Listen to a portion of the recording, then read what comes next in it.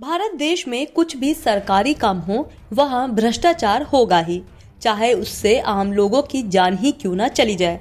इस पर एक फिल्म भी बनी थी। फिल्म का नाम था मदारी। फिल्म में दिवंगत नेता इरफान खान का बेटा पुल गिरने से मर जाता है। सवाल था आखिर पुल गिरा क्यों? जितनी मजबूती होनी चाहिए थी पुल को उतना मजबूत नहीं बनाया गया था और पुल का पैसा मंत्री, नेता, ठेकेदार सब मिलकर खा गए थे। ये हकीकत है। भारत में ऐसा ही होता है। सरकार की तरफ से जितना पैसा जिस फंड में आता है आधा से अधिक भ्रष्टाचार में चला जाता है। उसका खामियाजा गरीब जनता को जान देकर चुकाना पड़ता है। ऐसा ही हादसा यूपी के गाजियाबाद जिले के मुरादनगर कस्बे में हुआ, जहां शमशान घाट में लिंटर गिरने से शामिल जनपद के 2 लोगों की मौत हो गई। दोनों मृतक आपस में बाप बेटे थे और रिश्तेदारी में हुई मौत में शरीक होने गए थे। दोनों के शव आज सुबह उनके घर पहुंचे, जहां शोक की लहर दौड़ गई।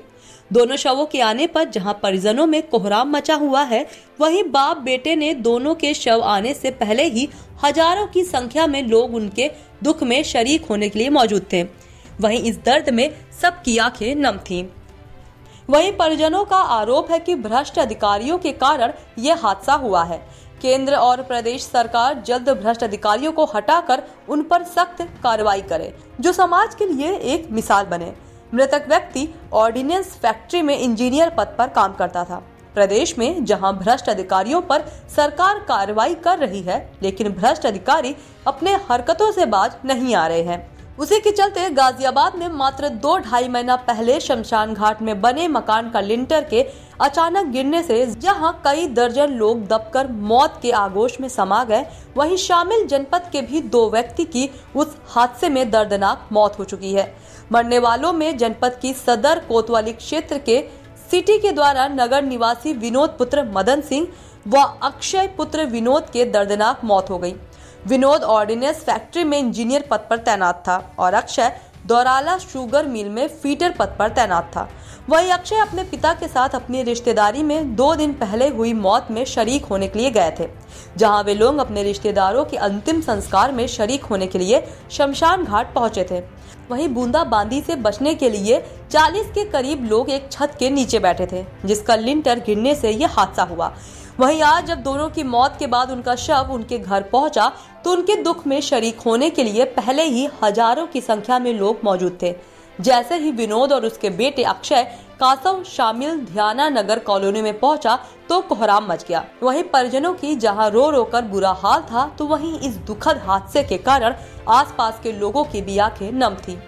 हिंदू रीति रिवाज के तहत जहां बाप बेटे के मौत के बाद अंतिम संस्कार कराए जाने का कार्यक्रम किया गया, तो करीब 1 किलोमीटर लंबी लोगों की लाइन लग गई, जो बाप बेटे की मृतक की अंतिम यात्रा में शरीक हो रहे थे। वहीं इस मामले में मृतक विनोद के भाई अरुण का कहना है कि हमारा भाई गाजियाबाद ऑर्डिनेंस फैक्ट्री में इंजीनियर पद पर तैनात था और वही मुरादनगर के जानकार के यहाँ मौत होने के कारण अपने बेटे को लेकर गया था और उनकी अंतिम क्रियाक्रम में गए थे, जहाँ ये हादसा हुआ। वहीं यह हादसा केवल भ्रष्ट अधिकारियों के कारण हुआ है।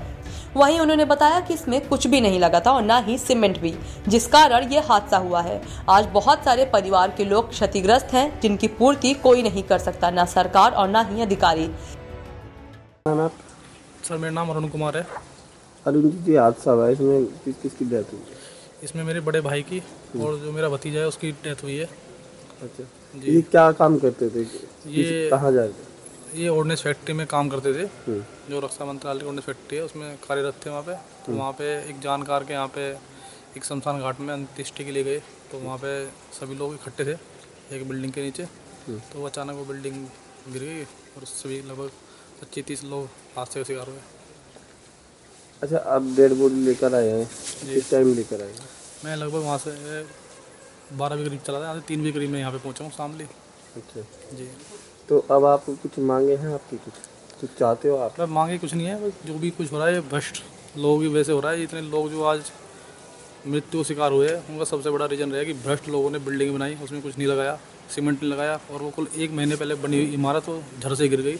और आज बहुत सारे परिवार के लोग जो है आज क्षतिग्रस्त है, जिसकी भरपाई ना सरकार कर सकते ना कोई। सिर्फ ये भ्रष्ट लोगों को हटाया जाए, इस पर एक बड़ी कार्रवाई की जाए सरकार की ओर से। मैं उत्तर प्रदेश सरकार से और सेंट्रल गवर्नमेंट से दोनों से कहूँगा कि इसके ऊपर एक बड़ी कार्रवाई की जाए, जिससे लोगों को थोड़ा सांत्वना मिले कि यहाँ क्या काम हुआ है। अच्छा, अब तक आप बता रहे हैं कि माँ बाप को भी नहीं बताया गया है, उनकी थोड़ी तबीयत खराब रहती है, परेशान रहते हैं, जी। तो अब कैसे करेंगे? अभी देखो 2 घंटे का टाइम लिया है। अभी जैसे ही सभी लोग आ जाएंगे, रिश्तेदार मेहमान वगैरह आ जाएंगे, तो तब उनके सामने जाया जाएगा। और बाकी देखो ऊपर वाला जैसे ही हिसाब करता है। तो आप तहरीर दोगे इसमें? तहरीर का अभी फ़िलहाल वो नहीं किया। तहरीर अभी वहीं मुरादनगर से काफ़ी लोग तहरीर देंगे वहाँ से। और जो भी इनके जो ठेकेदार वगैरह थे इसमें जो भी संलग्न है इनमें, तो उनके ऊपर उचित कार्रवाई सरकार करे, बस इतनी ही मांग है और कोई मांग नहीं। मात्र 1 महीना पहले बने लेंटर के नीचे दबने से कई लोगों की मौत हो गई। वहीं इस मामले में मृतक अक्षय के दोस्त का कहना है कि छुट्टी के दिन जहां दोनों घर पर रहते, इसलिए अक्षय अपने पापा विनोद को लेकर कार से जानकर जयराम सिंह की मौत के अंतिम कर्म के लिए गए थे। मृतक अक्षय की 1 साल पहले ही शादी हुई थी और दौराला शुगर मिल में काम करता था। क्या नाम है आपका? मेरा नाम कार्तिक है कार्तिक, जो ये हादसा हुआ मुरादनगर में, जी।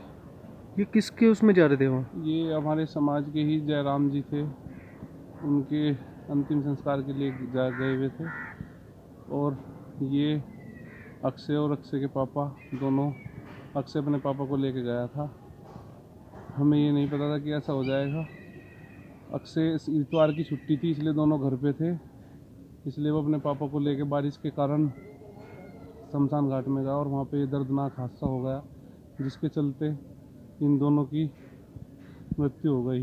ये परिवार में इकलौता ही था और अभी 1 वर्ष पूर्व इसकी शादी हुई थी और ये दोराला मिल में कार्य करता था। और कुछ बचे? उधर मुरादनगर के हादसे में शामिल के 2 लोगों की मौत के बाद जहां उनकी अंतिम क्रियाक्रम में सदर विधायक तेंजिदर नीरवाल शामिल होने पहुंचे, तो वहीं उनका कहना है कि 3-4 महीने पहले ही शमशान घाट का निर्माण हुआ था और ये बड़ा हादसा लालच के कारण है। इनके परिवारों का जीवन बर्बाद कर दिया। पूरे परिवार को इस हादसे से उभरना बड़ा मुश्किल हो जाता है। हादसे में मरने वाले शामिल के दोनों पिता पुत्र हैं और पुत्र की शादी 1 साल पहले ही हुई थी। हमारी सरकार गाजियाबाद के मुरादनगर में हादसा हुआ, शामली के भी 2 लोग हैं, इसे किस तरीके से देख रहे हैं आपकी, जिस तरीके की ये चीज़ें आ रही सामने? ये जानकारी मिल रही है मीडिया के माध्यम से अभी तो, कि जो शमशान घाट था अभी 3-4 महीने पहले उसका निर्माण हुआ था। निश्चित रूप से उसमें बहुत ही घटिया सामग्री लगी होगी, लेकिन हमें ये मालूम नहीं हो पाता कि हमारी जरा सी लालच या जरा सी लापरवाही से कितना बड़ा परिणाम हो सकता है।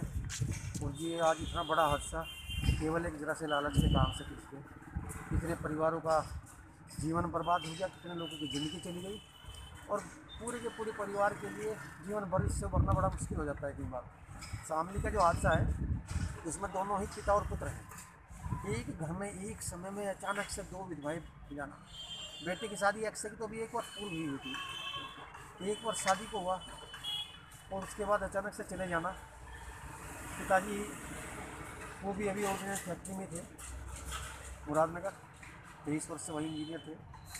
तो वास्तव में बहुत बड़ा हादसा है, इसे शब्दों में बयान करना बहुत कठिन है। अच्छा सर, जिस तरीके से मृतक है विनोद, उसके भाई का आरोप है कि भ्रष्टाचारियों की भेंट ये हादसा हुआ, क्या मानते हैं कि भ्रष्टाचार अभी भी बाज नहीं आ रही योगी जी की सरकार में?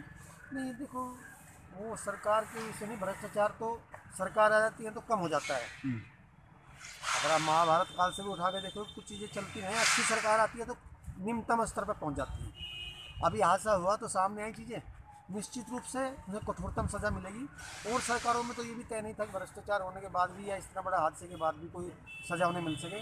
कम से कम योगी जी के रहने से लोगों को इतना विश्वास है कि दुष्ट लोगों के लिए, भ्रष्टाचारियों के लिए कोई संरक्षण उन्हें किसी स्तर पर नहीं दिया जाता। अच्छा सर, जिस तरीके से भ्रष्टाचारियों के खिलाफ अभी मुकदमा भी दर्ज हुआ ईओ के और जीआई के और इसमें ठेकेदार के खिलाफ, कितने लोग और होंगे इसमें, आपका अंदाजा क्या कह रहा है इस चीज़ को? देखो ऐसे तो मैं अंदाजे से कोई चीज़ बता नहीं सकते कि कौन लोग इसमें, लेकिन जो मुख्य रूप से जिम्मेदार है उनके नाम मुकदमा दर्ज हो गया, बाकी जांच का विषय है, इसमें कोई नाम आ गया। अच्छा, किस तरह की सजा मतलब आप जिस तरीके से आपके विधानसभा क्षेत्र के व्यक्ति थे मृतक, और इस तरीके के जो भ्रष्टाचारियों के भेंट चढ़े हैं और भी लोग हैं, करीब 25-30 लोग जो बताए जा रहे, क्या सजा की मांग करते हैं आपकी, जिस तरीके की चीज़ें?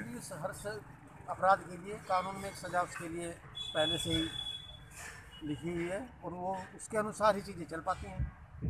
कोई सज़ा की मांग अपने हिसाब से करे तो वो तो इसमें उचित नहीं होता, लेकिन जो भी कानून में कठोरतम सज़ा, चूँकि जिन लोग की मौत के जिम्मेदार हो रहेंगे, उनकी लापरवाही रहेगी, उससे भी बढ़ के जो कठोरतम कार्रवाई उनके प्रति हो सकती है, उसमें मुझे विश्वास है योगी सरकार उसे पूरा करेगी।